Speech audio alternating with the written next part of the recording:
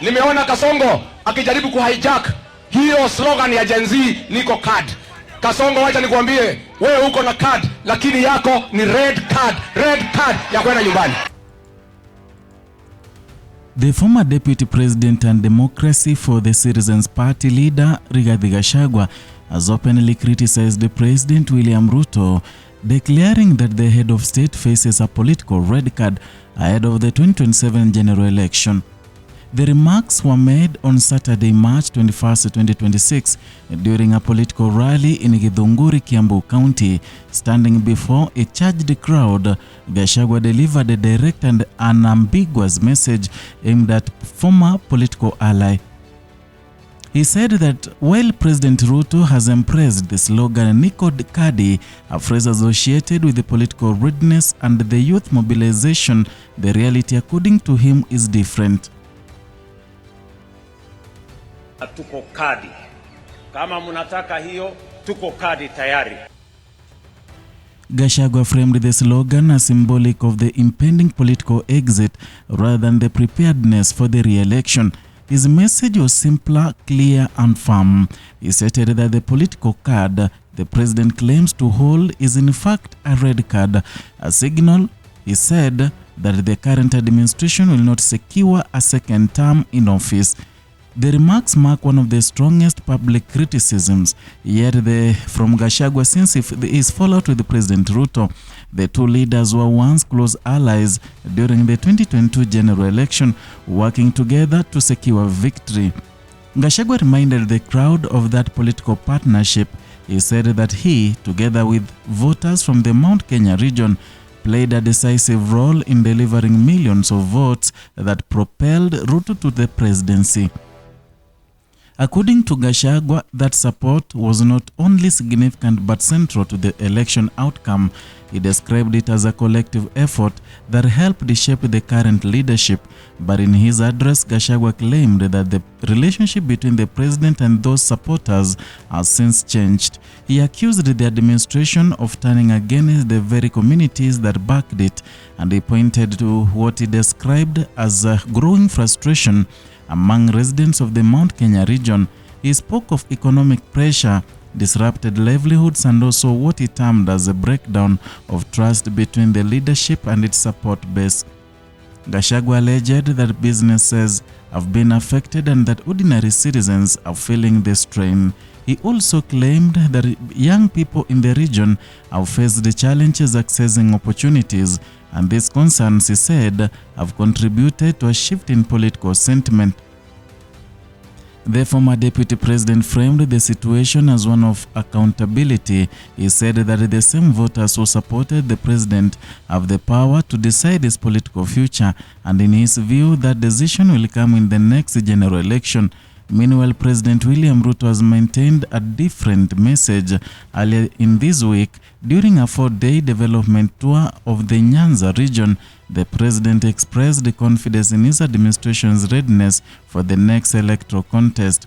Addressing supporters, he aligned himself with the Niko Kadi campaign, and the campaign has been widely associated with encouraging young people, particularly first-time voters, to register and participate in elections. The president used the slogan to signal preparedness and engagement with the electorate. He emphasized readiness for the political season ahead, framing it as an opportunity to connect with the voters and build momentum. The differing messages from the two leaders highlight a widening political divide. What was once a unified political front now appears increasingly fragmented. And as the country moves closer to 2027, such divisions are becoming more visible. The rally in Githunguri also comes against the backdrop of rising tensions surrounding a separate but emotionally sensitive issue. This involves the funeral of the mother of Kiambu Senator Karungo Wadhangwa, and the senator's mother passed away in early March 2026 at the age of 93. According to Gashagua, there were attempts by some leaders allied to the president to interfere with the funeral preparations. He alleged that the police officers were sent to remove tents that had been set up for the mourners. He described the incident as lacking compassion, particularly given the circumstances of the family. Gashagua said that such actions is confirmed, or rather if confirmed, reflect a deeper political rivalry extending beyond public platforms into private moments of grief.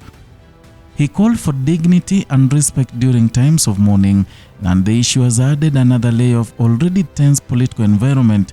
Funerals in Kenya often serve as both personal and public spaces. They bring together families, communities, and leaders, and in many cases they also become platforms where political differences surface. In this instance, the claims of the interference have sparked concern among the supporters. They raise questions about the boundaries between politics and the personal events. Gashagua also signaled that those he accused would face political consequences. He suggested that voters in the region would respond through the ballot. This again ties back to the broader narrative of the political accountability, and across the country, early signs of political realignment are beginning to emerge. Leaders are repositioning themselves, alliances are being tested, and the messaging is becoming more direct. For many Kenyans, the developments point to a campaign season that may begin earlier than expected. The exchange between Gashagua and President Ruto reflects a deeper dynamics within the political landscape, and it highlights the shifting nature of the alliances, and it underscores the role of regional support in national elections. It also reveals how quickly political relationships can change. At the same time, it brings into focus the concerns of citizens, economic challenges, youth engagement, trust in leadership, and these remain central issues shaping public opinion.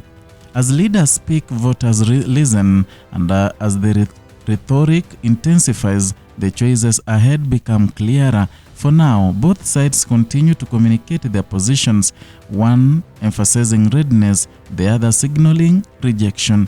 The outcome, however, will ultimately be decided by the electorate, and that decision lies in the future. As political lines harden and alliances shift, the message from Githunguri is clear that the race to 2027 has begun and the battle for trust is already underway. That's all for today from Kenya Lens Media. Kindly, if you're new here, consider subscribing.